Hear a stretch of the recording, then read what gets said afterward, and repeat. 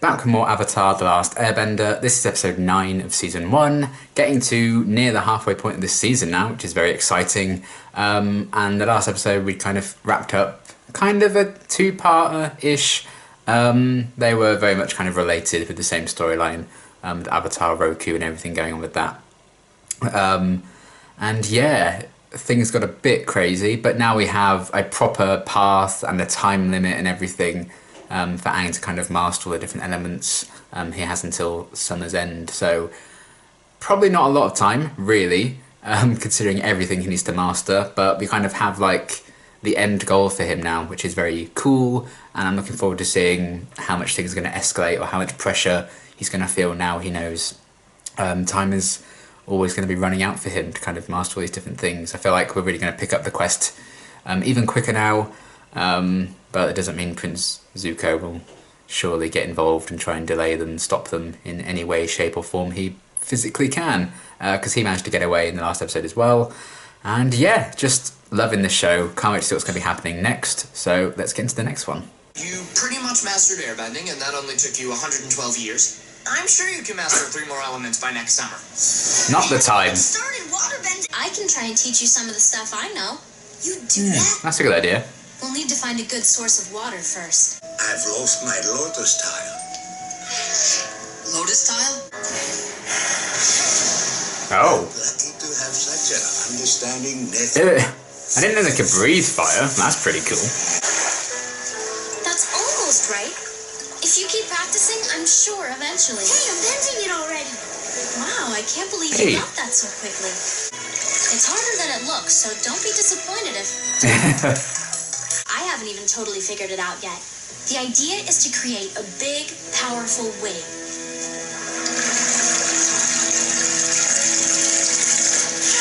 So, like this? Well, that's big and powerful. Oh. And Sokka drowns. You just practiced our surprise down the river. Sorry. Well, it was hard enough when you were just an airbender. He drowns himself. I couldn't say no to this whistle. It doesn't even work. I'll hold the money from now on. Yeah, I think that's fair. Unless it, like, summons all the avatars at once or something. That would be pretty handy. Perhaps I can interest you in some exotic curios? Sure. Aang. Curios. Ooh. Look at this, Aang. It's a waterbending scroll. Let's just say I got it up north at a most reasonable price. Free. I killed a village to get it. You guys are pirates. We prefer to think of ourselves. What gave it away, then being dressed like pirates? I was just starting to browse through their boomerang collection. I'll just feel a lot better once we get away from here. Hey, you! Get back here! Well. Look who's come to their senses. Told you the haggling would pay off. Did Katara steal the scroll? Huh. Not the cabbage guy. No. Ooh, that's impressive. Oh, no. No cabbages. This poor guy. He's going to be the big bad at the end of the show. We're flying away from them. This. No way. Isn't it great? I thought so. No wonder they were trying to hack us up. We have it. We might as well learn from it. Yeah. You give it back afterwards. The only thing better than finding something you were looking for is finding something you weren't looking for at a great bargain. Oh, boy. You bought a sunken... This is literally like a side quest in an RPG. I love it. Oh, they're going to find out that Aang's nearby. Magnificent. Oh, no. Why can't I get this stupid move? You'll get it. Looks good kill. The key to bending is... Will you please shut your air hole? Believe it or not, your infinite wisdom gets a little old sometimes. Why don't we just throw the scroll away since you're so naturally gifted? What? Oh. Oh, my gosh, you made him sad. I'm so sorry. How dare you? They stole a waterbending scroll, right? Mm-hmm. Then they'll be on the water.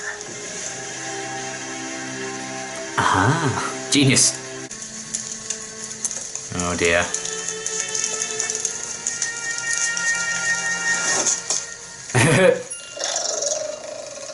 Gotcha, bitch. I think she's quite the perfectionist, isn't she? Come on, water, work with me here. Okay, what if I just... Ow, Oh no. okay, Katara, shift your weight through the stances. Learn it really quickly. Let go of me. Nice. I'll save you from the pirates. I don't think you will, though. Perhaps in exchange I can restore something you've lost. Ah, yeah. My mother's necklace. I forgot he had that. It's just a matter of time before she gets nostalgia. Oh. Hello. Oh, no.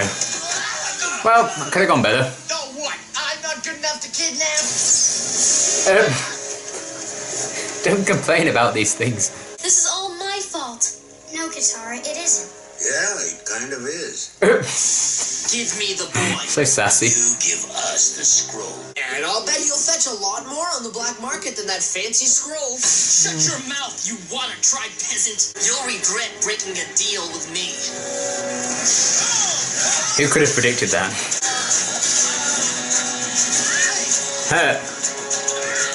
No! Leave him alone. I'm right here. Clear the air. Yeah, clear the smoke with air. Okay, yeah, bad idea. I'll let you. Some very good waterbending could do We need a it. team of rhinos to budge this ship. A team of rhinos. Or 2 waterbenders. You still have something to bring. Ah, and it's the one she taught him as well. Ah, cool new ship. Bleeding hog monkeys. Oh, Hey! unfortunate. My boat! Nice. Hey, you did the water whip. I couldn't have done it without your help. Will you two quit your and help me out? She just didn't need to pressure herself into doing it. Uh-oh. Oh no. Have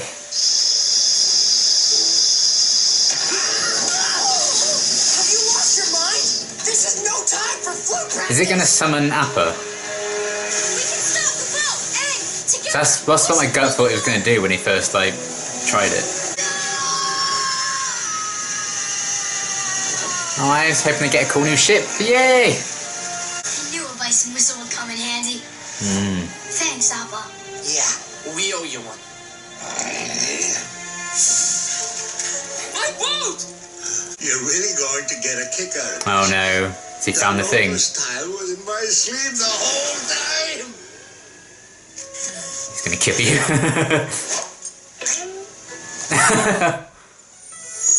Oh. Who needs that stupid scroll anyway? Is that really how you feel? The scroll! First, what did you learn? Stealing is wrong. Unless it's from pirates. Good one, Katara. Okay, another really great episode. Really enjoyed this one. I liked that they'd kind of opened up with Aang feeling like the pressure of what he'd learned previously and, you know, panicking about having to master all these elements in such a short amount of time. And then that kind of kickstarted a whole chain of events with Katara spotting an opportunity to kind of get ahead of the game, ahead of the competition, if you will, and stealing the scroll from the pirates and everything with that. And then getting a bit too competitive and a bit too into that when Aang was, you know, very quick to pick up these things that had taken her months and months to master. But, you know, I feel like Aang being the Avatar and being chosen and stuff, that must give him some level of ability to be able to learn things a bit easier. And, you know, it's just a natural thing, isn't it? Some people are really good at learning things quickly. Other people are going to take more practice. That's just kind of how it is. So I kind of like that they showed that. Because I'm sure it's not going to be easy for Aang to learn all the big waterbending things, whereas because Katara's so used to working with water and she can't do like all these special skills yet. When it comes to learning bigger things, maybe in the long run she will be more inclined and better at those things. But Aang also has to learn some other elements, which she doesn't quite have that pressure of. But I do like that they show Katara has a competitive side and that can get the best of her. I think she was almost feeling like, well, if Aang's just so good at all this stuff, what am I bringing to the table? Which could be a similar insecurity to what Sokka could easily have. But I think, he has his own things, like him coming up with that plan in the last episode to like come up with these concoctions that cause explosions, stuff like that.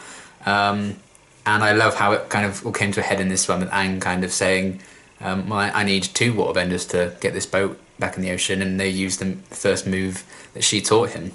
So they couldn't have made that work if she hadn't instilled some of that knowledge into him.